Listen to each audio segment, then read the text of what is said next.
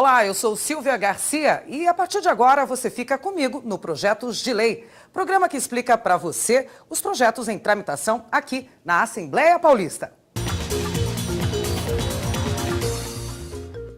Vamos começar com um projeto de lei do deputado Edmir Chedid, do DEM, que altera uma lei já existente desde 1986, que reorganiza os serviços de verificação de óbitos no estado de São Paulo. No estado de São Paulo, desaparecem por dia cerca de 11 pessoas, que muitas vezes, quando encontradas, são enterradas como indigentes. Pelo projeto de lei, o serviço de verificação de óbito é obrigado a comunicar os familiares das pessoas falecidas antes da expedição da guia de sepultamento, o que ainda hoje não acontece. A presidente da ONG Mães da Sé, Ivanise Esperidião, fala do trabalho da organização criada em 1996 por ela mesma, depois que sua filha desapareceu há 18 anos. Quando eu perdi a minha filha, eu perdi juntamente com ela a vontade de viver. Durante os primeiros meses foram muito difíceis para mim. E aí, a partir do momento em que eu me juntei a outras mães, que estavam passando pelo mesmo drama que eu, pela mesma dor, eu fui aprendendo a conviver com essa dor. Porque, na verdade, nós vivemos um luto inacabado. Porque quando você enterra uma pessoa, nós, enquanto mães, não estamos preparados para perder um filho. Mas quando acontece uma fatalidade, que o teu filho veio a óbito, você enterrou um corpo, você sabe que ele morreu e ele não vai mais voltar. Agora, quando ele desaparece, você vive a dor da incerteza, de não saber o que aconteceu. Se ele está vivo, se está morto, se está se alimentando, se está passando fome, se está passando frio. E assim a tua vida vira uma interrogação. Nós não temos poder de polícia. Quem vai investigar as causas do desaparecimento é a polícia. Então, aqui nós acolhemos essas famílias, fazemos a divulgação. Nos casos em que há necessidade desse acompanhamento psicológico, desse acompanhamento psiquiátrico, a gente faz isso gratuitamente. Todo o nosso trabalho é voluntário, mas aquilo que não é da nossa competência, nós delegamos para quem é de direito.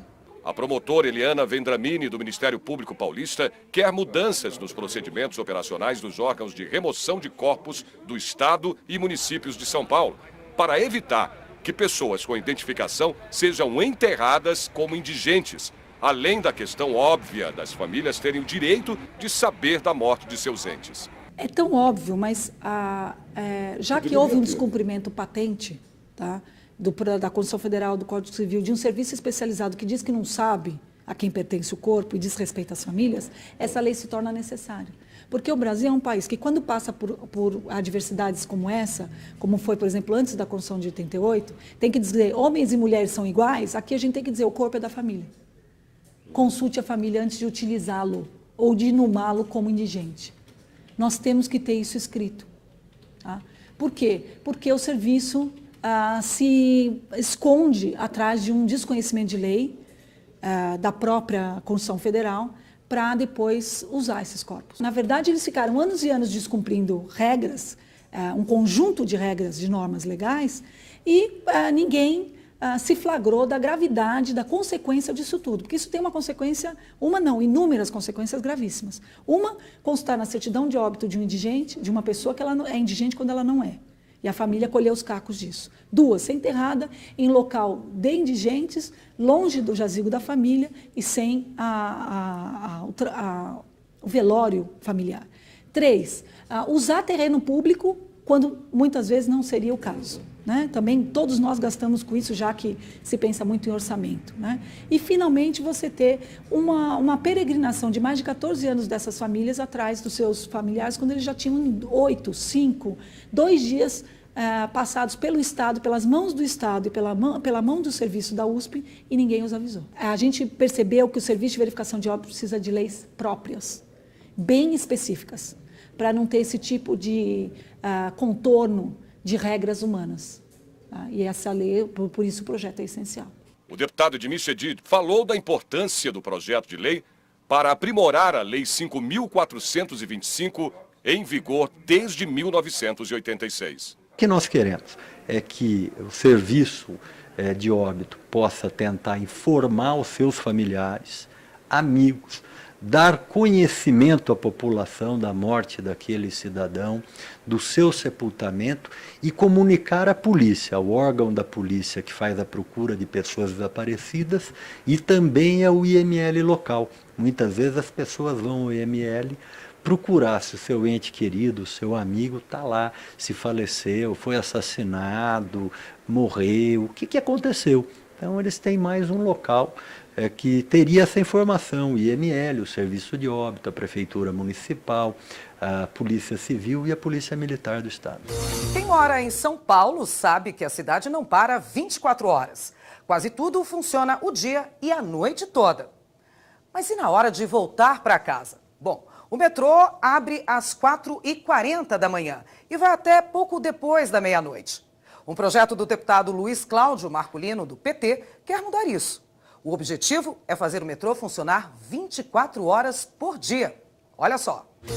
Metrô em São Paulo é sempre assim, lotado, cheio de gente apressada. Mas tem um momento que tudo fica vazio, parado mesmo. Esse vai e vem, esse entra e sai de passageiros, tem hora marcada para acabar aqui em São Paulo. Todos os trens das 5 linhas param de funcionar à meia-noite e só voltam às 4h40 da manhã. Só aos sábados eles funcionam até um pouquinho mais tarde, à 1 da manhã. E todos reabrem às 4h40 da manhã. Para quem precisa trabalhar ou passear, tem que procurar um outro meio de transporte. Tem pessoas que precisam, né? Tem pessoas que trabalham até as 4 da manhã, então acho que elas precisam dessa ida e volta. A noite paulistana é viva. Você mesmo já precisou usar alguma vez? Estava fechado o metrô? Sim, já precisei. Infelizmente tive que voltar de táxi. Nós saímos em um grupo, o pessoal foi embora, eu inventei de ficar sozinho e o metrô parou. Eu tive que esperar um táxi e foi um transtorno até encontrar um táxi. O deputado Luiz Cláudio Marcolino, do PT, tem um projeto de lei que propõe o funcionamento 24 horas do metrô de São Paulo, nos moldes de cidades como Nova York, nos Estados Unidos. Nós apresentamos um projeto do transporte 24 horas no estado de São Paulo, principalmente no metrô, na CPTM, e uma indicação na MTU, na virtude de ter hoje muitos trabalhadores, principalmente de call centers, que trabalham até de madrugada, muitos bancários que trabalham na área de sistema, os trabalhadores de bares, hotéis e restaurantes que têm que ficar trabalhando até de madrugada, esperar o metrô abrir, esperar a CPTM abrir para poder se deslocar até a sua casa. Você tem muitos jovens hoje que saem às noites, tem hoje o problema da lei seca, que as pessoas às vezes não podem beber, não podem se confraternizar com seus amigos, porque depois não pode voltar para casa dirigindo. Então o metrô, a CPTM, uma estrutura da MTU, funcionando 24 horas, combinando com as prefeituras também, é fundamental para que as pessoas possam se locomover. É um projeto que ajuda no desenvolvimento econômico, é um projeto que ajuda no desenvolvimento cultural, é um projeto que contribui para que as pessoas possam ter um trabalho mais saudável, independente do horário que ele exerça a sua profissão. E é um projeto também que ajuda para as pessoas que também estudam hoje nas universidades. Muitos precisam, às vezes, perder a última aula para sair correndo para pegar o último metrô. Então, esse é um projeto que dialoga com a juventude, dialoga com as pessoas que precisam de usufruir da gastronomia e da parte cultural do estado de São Paulo, da cidade de São Paulo, pois nós apresentamos esse projeto do metrô 24 horas. E para os trabalhadores, ela é fundamental, que muitas pessoas hoje acabam perdendo o emprego, muitas pessoas acabam tendo que ficar no seu local de trabalho até o metrô abrir, até a CPTM começar a funcionar, para que ele possa voltar para casa. Então é um projeto que melhora a condição de vida das pessoas e melhora a qualidade. Muitos deles podem chegar em casa mais cedo, podem chegar em casa com uma tranquilidade maior, e por isso nós apresentamos esse projeto para que seja aprovado na Assembleia Legislativa. O projeto de lei faz sua primeira pausa. A gente volta já já. Não sai daí, hein?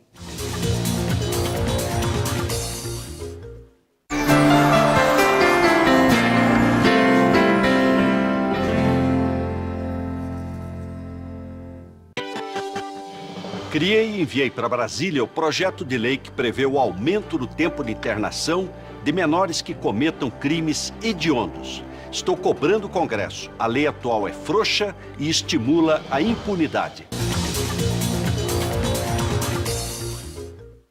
Estamos de volta com projetos de lei.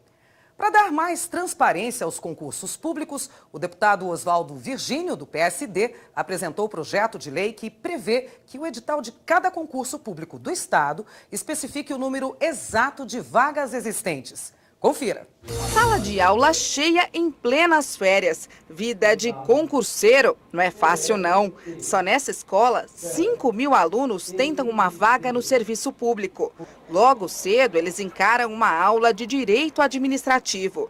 O João Gabriel é eletricista, mas guarda a energia mesmo para o cursinho. Estudar. Eu mesmo estou estudando pelo menos 8 horas por dia e trabalhando. Estou dormindo muito pouco, com o objetivo de querer algo melhor para mim e para minha família também. Como o João, a maioria aqui busca estabilidade e bons salários nos empregos públicos. Por isso, a concorrência é cada vez maior. É totalmente diferente estudar no cursinho e estudar em casa. Estudar em casa você não tem as dicas dos professores, a orientação certa. Mesmo também das provas anteriores, eles dizem o que já caiu, o que pode cair novamente. Então, eles dão todas as dicas necessárias para o aluno poder passar mesmo. A central de matrículas da escola também está cheia e dá uma ideia do tanto de gente que começa o ano sonhando em passar no concurso público. Agora, pensa na decepção de estudar, fazer a prova, passar e depois nada de vaga. Em muitos concursos públicos, o nome do candidato vai apenas para um cadastro de reservas. Aí é só frustração. O que nós ensinamos em direito administrativo é o princípio da moralidade. Então, pressupõe-se do gestor público o que nós chamamos de probidade e boa-fé.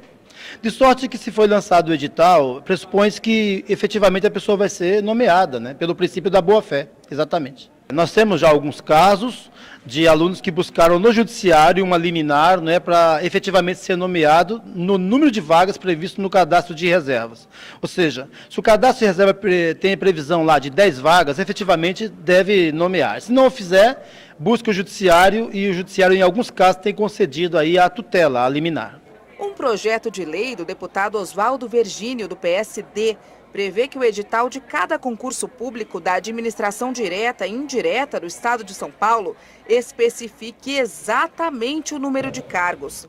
A Nilza ficou aliviada ao saber da novidade. Ela é dona de casa e não vê a hora de começar a trabalhar.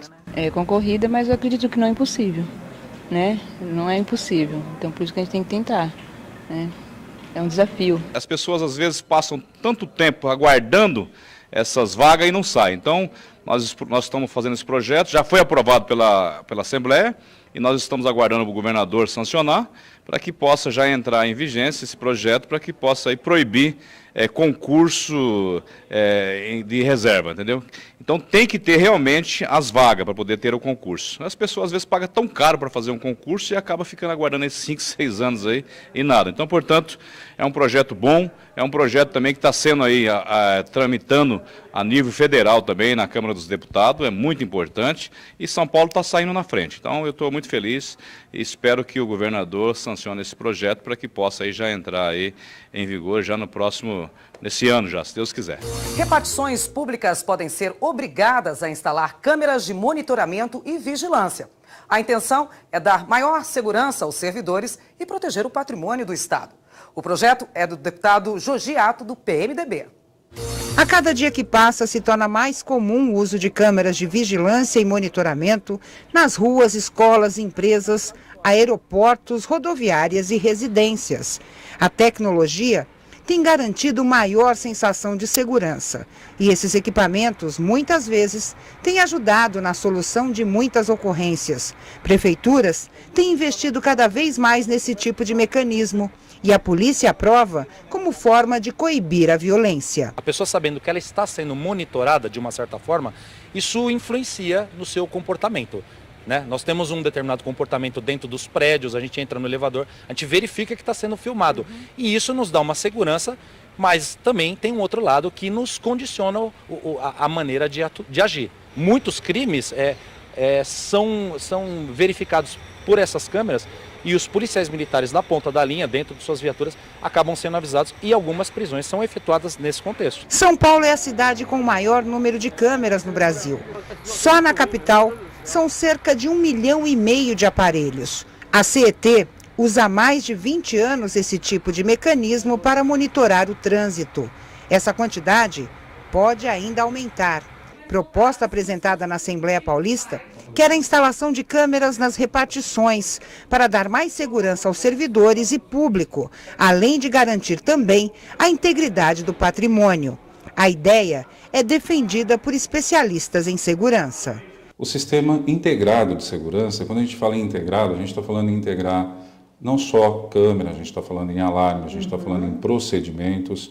Ele diminui os riscos e também a quantidade de erros. Em termos de atendimento, no dia a dia, isso vai sendo tão rotineiro que ele acaba trabalhando realmente da forma que ele está habituado a fazer e a câmera vai pegar essas falhas, ajudar em elucidar treinamentos, de repente, para corrigir essas pequenas falhas.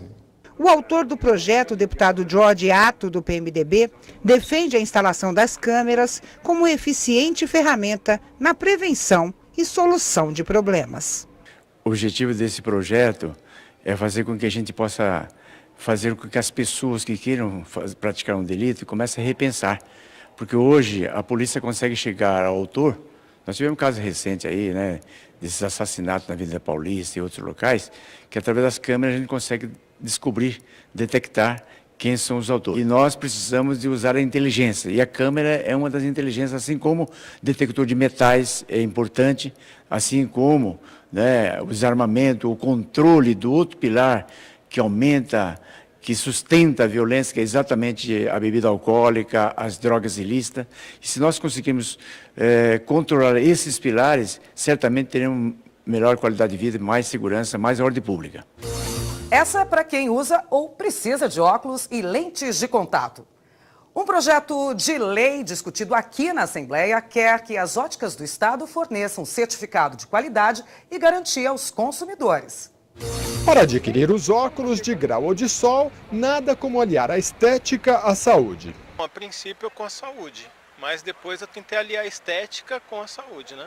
A aparência, porque o que conta é a armação, a lente... o médico indica. Escolher os óculos realmente não é tarefa fácil. O empresário e designer óptico Francisco Ventura Júnior diz que o resultado ideal é adequar o diagnóstico ao que o mercado pode oferecer. Tem armações ideais para altas miopias. A pessoa tem 5, 6, 7 graus de miopia.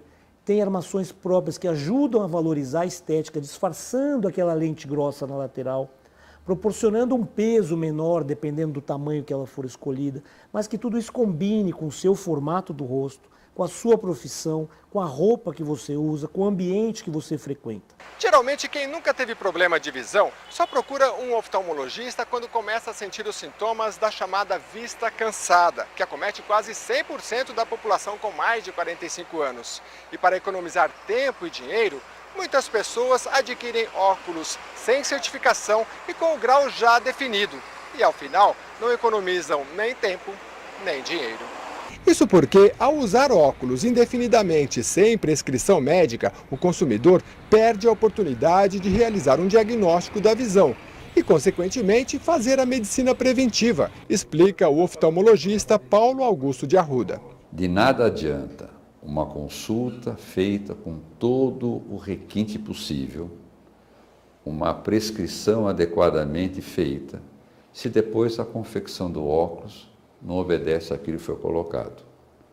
É fundamental que os óculos sejam bem executados. Eu lembro um outro óculos que eu tinha, ele começou a descascar, né? Logo depois que eu tinha comprado. Outro começou a desparafusar, começou a quebrar, e é caro, né?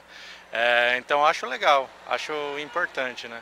O deputado Alexandre da Farmácia, do PP, justifica o projeto de sua autoria. Esse projeto é para garantir ao consumidor que o produto que ele está adquirindo realmente é de qualidade. E para isso você tem que exigir dos fornecedores, dos vendedores para o consumidor final que ele possa entregar no momento da venda o certificado de garantia. A nossa ideia é que o consumidor das óticas ele possa receber o certificado tanto das lentes quanto das armações. Nós acreditamos que com isso nós vamos garantir ao consumidor que ele esteja realmente comprando o produto de qualidade. Projeto de lei para mais uma pausa e volta daqui a pouco, logo após o intervalo, hein? Não sai daí que eu volto já já.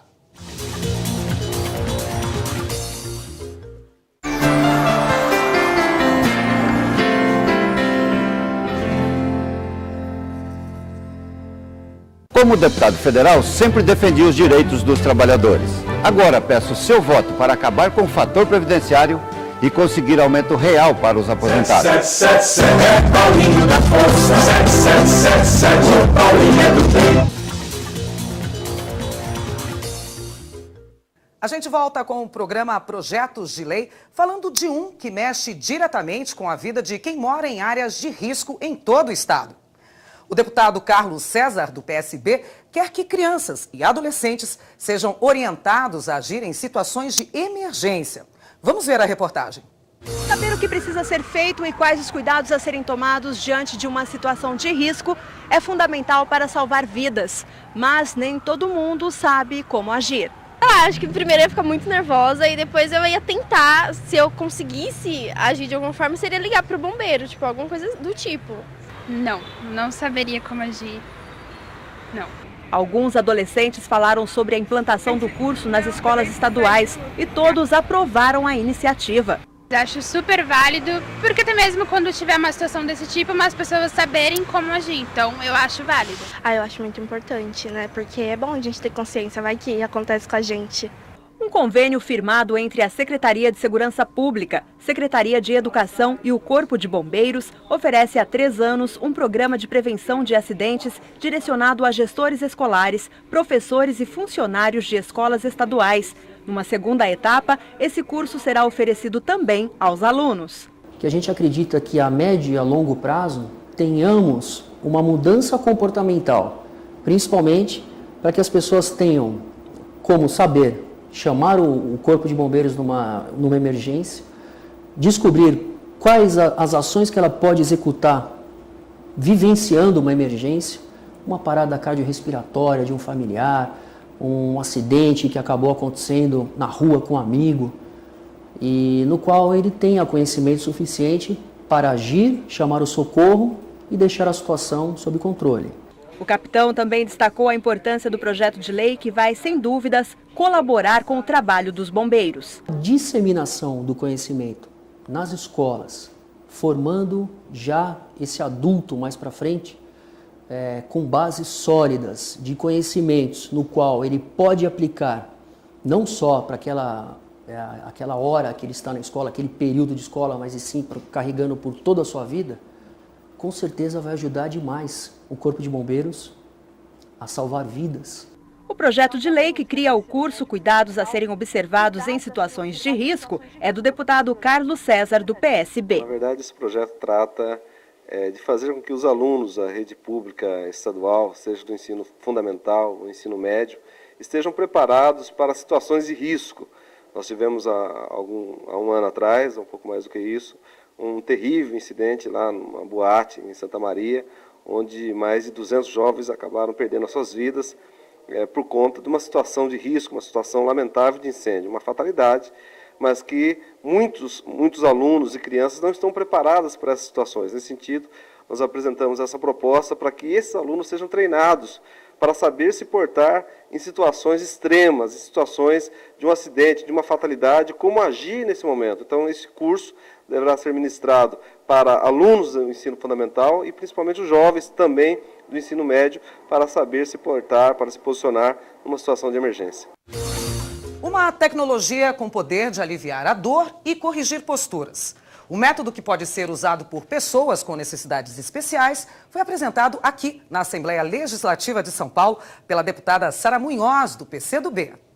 A imagem da criança de 6 anos mostra como a mão inerte, aos poucos, ganha movimento com a bandagem.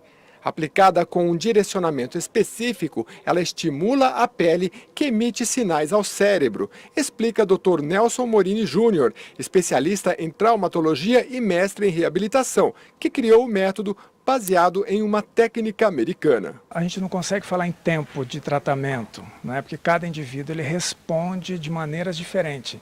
Em geral, se a gente está falando de doença ou de dores músculo-esqueléticas, a gente tem algo em torno de 70% da melhora da condição dolorosa. O método não é indicado para quem tem irritação na pele, psoríase, que é a doença inflamatória da pele, além de coceiras e bolhas. Por ser uma terapia complementar, não dispensa tratamentos tradicionais, inclusive com medicação e fisioterapia. Além da correção de postura de várias partes do corpo, a bandana tem funções nada desprezíveis: aliviar a dor ou relaxar a musculatura. Para as lombalgias, por exemplo, para as tendinites, problemas de má postura e também para algumas outras condições de desordens de comprometimento neurológico. A deputada Sara Munhoz, do PCdoB, que participou do evento de apresentação da nova metodologia, falou dos benefícios da terapia complementar. Nós estamos falando do seguinte, de deshospitalizar pessoas, independente da sua idade, da sua condição social, e de diminuir os custos do ambiente hospitalar para o Estado, para que esses recursos possam ser utilizados com outros pacientes. Por outro lado, você tem um tipo de procedimento onde você aplica, é garantida o alívio da dor, o paciente se sente dono desse procedimento e, com isso, ele tem uma qualidade de vida extremamente melhor. O programa Projetos de Lei fica por aqui. A gente volta a semana que vem. Até lá. Tchau.